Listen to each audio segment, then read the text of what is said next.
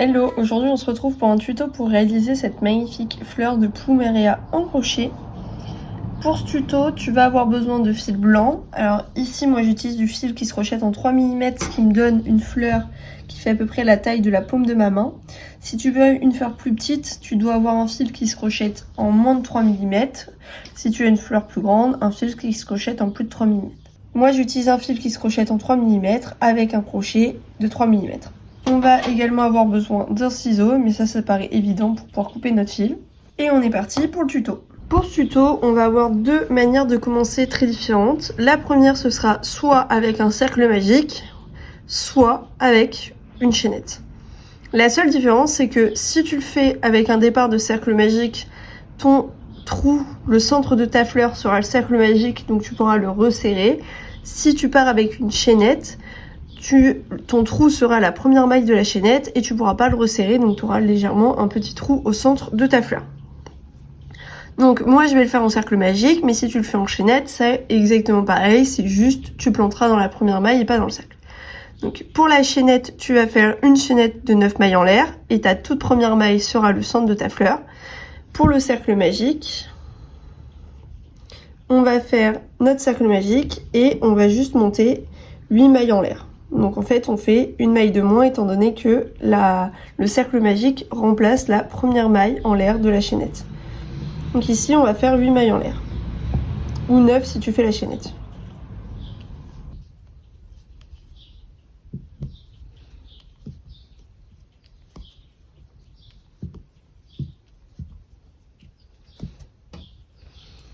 Une fois que j'ai fait mes 8 mailles en l'air, je vais venir faire la première pétale. Pour la pétale, on va planter dans la troisième maille, faire 4 brides, une demi-bride, une maille serrée et une maille coulée dans le centre. Donc on est parti, on va faire 4 brides. Pour la bride, je fais un tour autour de mon crochet. Je plante pas dans la première, pas dans la deuxième, mais dans la troisième maille. Je fais un tour que je tire, un tour que je passe dans les deux premiers, un tour que je passe dans les deux suivants. Donc là, on vient de faire la première bride. On va en faire encore 3. Je fais un tour, je plante dans la maille suivante. Je fais un tour que je tire. Je fais un tour que je passe dans les deux premières, un tour que je passe dans les deux suivantes. La troisième.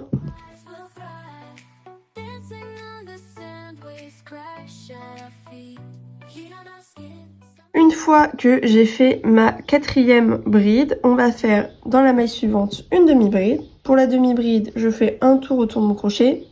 Je plante dans la maille suivante. Je fais un tour que je tire. Et là, je fais un tour que je passe dans les 3. Comme ceci. Ensuite, on va venir faire une maille serrée. Pour la maille serrée, je ne fais pas de tour, je plante directement dans la maille. Je fais un tour sur mon crochet que je tire. Et je fais un tour que je passe dans les deux. Et enfin, on finit avec une maille coulée. Donc pour la maille coulée, je prends mon crochet, je le plante dans soit mon cercle magique, soit la toute première maille de ma chaînette. Je fais un tour que je tire. Et je vais le repasser directement dans la boucle. Comme ceci. On va faire la deuxième pétale ensemble. Pour la deuxième pétale, on va partir sur 8 mailles en l'air. 1, 2.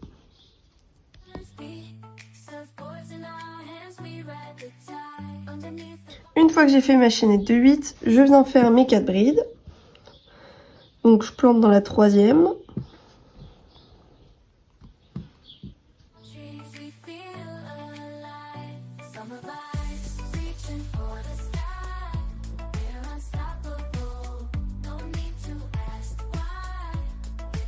Une fois que j'ai fait mes 4 brides, je viens faire une demi-bride.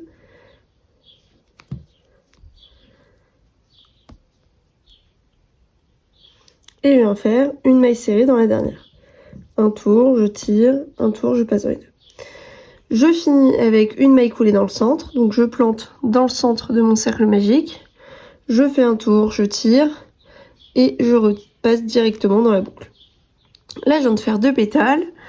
On va en faire encore 3 autres. Donc pareil, 8 mailles en l'air, 4 brides, une demi-bride, une maille serrée, une maille coulée. On le fait encore 3 fois Et une fois qu'on a fini en faisant notre dernière maille coulée, on se retrouve pour faire la deuxième étape. Une fois que j'ai fini ma 5e pétale, on va pouvoir passer au rang numéro 2, donc faire le contour de chaque pétale pour les agrandir et on aura fini notre fleur. Donc pour faire ce contour, on va venir planter, faire une maille en l'air. D'abord on va faire à chaque fois en premier une maille en l'air. Ensuite il va falloir venir planter dans la première maille de notre chaînette. Si tu veux compter, tu dois planter dans la 7e en partant du haut. Donc ça c'est la toute première, celle qui est entre la chaînette et la première bride. Donc ça fait 1, 2, 3, 4, 5, 6 et 7. Donc ma toute première va être ici. Et dans cette toute première, je vais venir faire une maille serrée. Donc je plante, je tire, je fais un tour dans les deux. Ensuite, on va venir réaliser 2 demi-brides. Donc pour la demi-bride, je fais un tour sur mon crochet, je plante dans la suivante, je fais un tour, je tire, je fais un tour, je passe dans les 3. On va en faire une deuxième dans la maille suivante, donc là dans la 3e. Je plante, je tire, je passe dans les 3. Ensuite, on va venir réaliser une bride. Donc je fais un tour sur mon crochet, je plante, je fais un tour que je tire, je fais un tour, je passe dans les 2 premières, je fais un tour, je passe dans les 2 suivantes. Ensuite, on va venir réaliser 2 brides dans la même maille.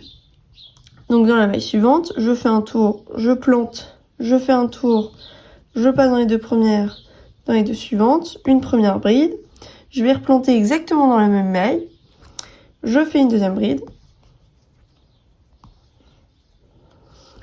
Ensuite, je fais un tour, je vais venir faire dans la même maille une bride et 2 doubles brides. Je fais un tour, je plante, je fais un tour, je tire, je passe dans les 2 premières, dans les 2 suivantes. Pour la double bride, c'est 2 tours sur mon crochet. Je plante toujours dans la même maille. Je fais un tour, je tire.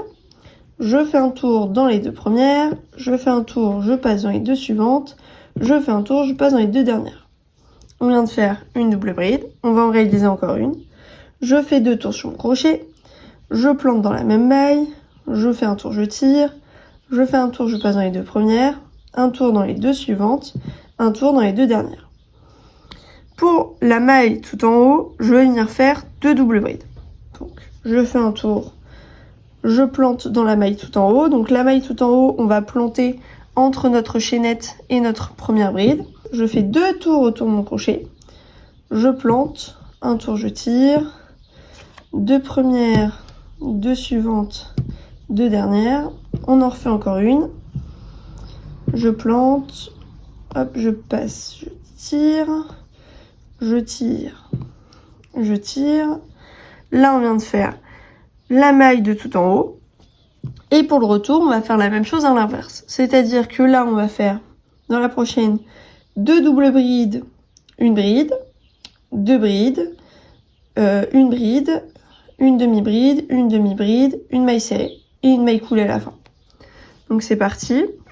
Dans l'autre sens, donc on fait 2 doubles brides et une bride dans la même maille. Donc là, la maille suivante, c'est celle qui est ici. Hop, c'est parti. Une double bride, on a dit. Donc 2 tours sur mon crochet. Je plante dans la maille. Et c'est parti. Une double bride. Dans la même maille, je replante.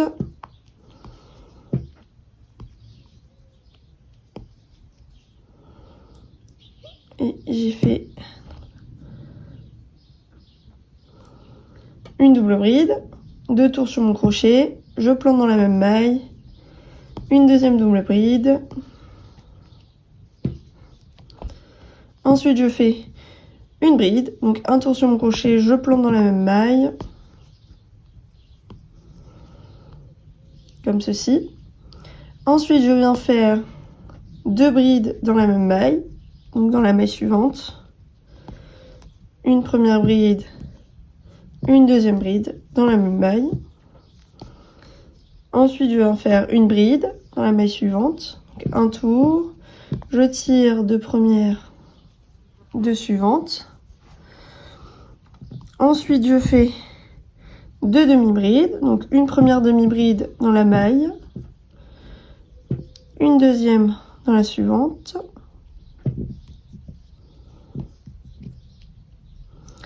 et je finis avec une maille serrée. Je plante dans la dernière et je fais ma maille serrée. Ensuite, je vais venir planter dans le centre de ma fleur et je vais faire une maille coulée. Ensuite, on va pouvoir partir directement sur la prochaine. On va pas te faire de maille en l'air, on va directement partir sur la maille serrée. Donc, je vais planter, je peux recompter pour être sûr. Donc, 1, 2, 3, 4, 5, 6, 7. Donc, j'ai planté dans la toute première et je vais faire une maille serrée. Et on est parti pour faire exactement le même schéma que tout à l'heure. Donc, maille serrée, une demi-bride, une autre demi-bride,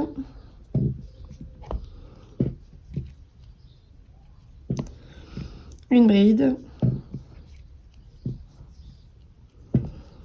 2 brides dans la même maille,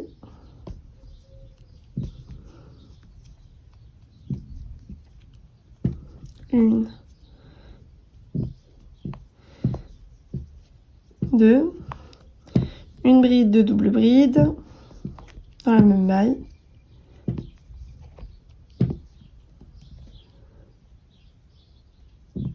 je plante toujours dans la même,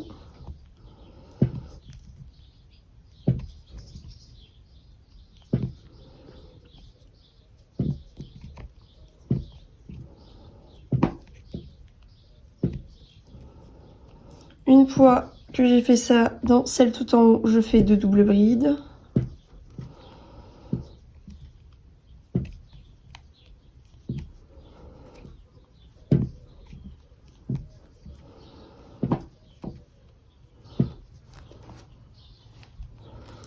Et ensuite, on vient faire la même chose mais à l'envers. Donc je fais 2 doubles brides, une bride dans la même maille.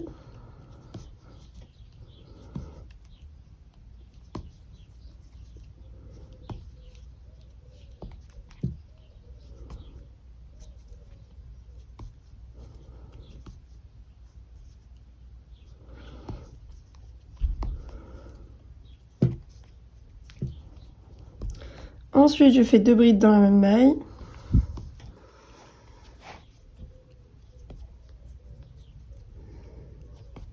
Une, 2. Ensuite, je fais une bride toute seule. Ensuite, je fais une demi-bride.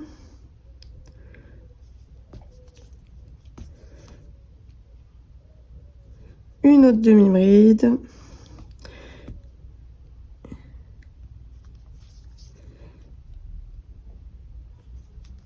Une maille serrée.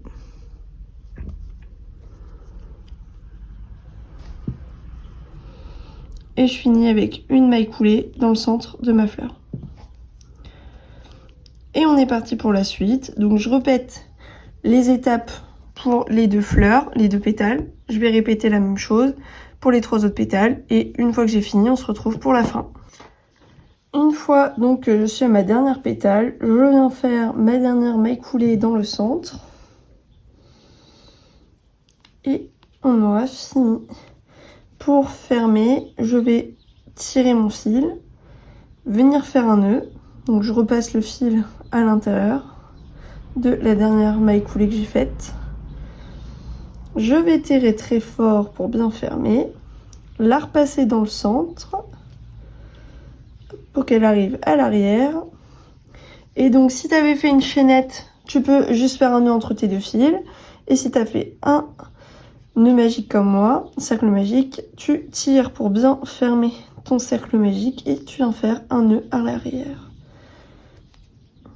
Hop, je vais faire un double nœud pour que ce soit bien serré et que ça ne bouge plus.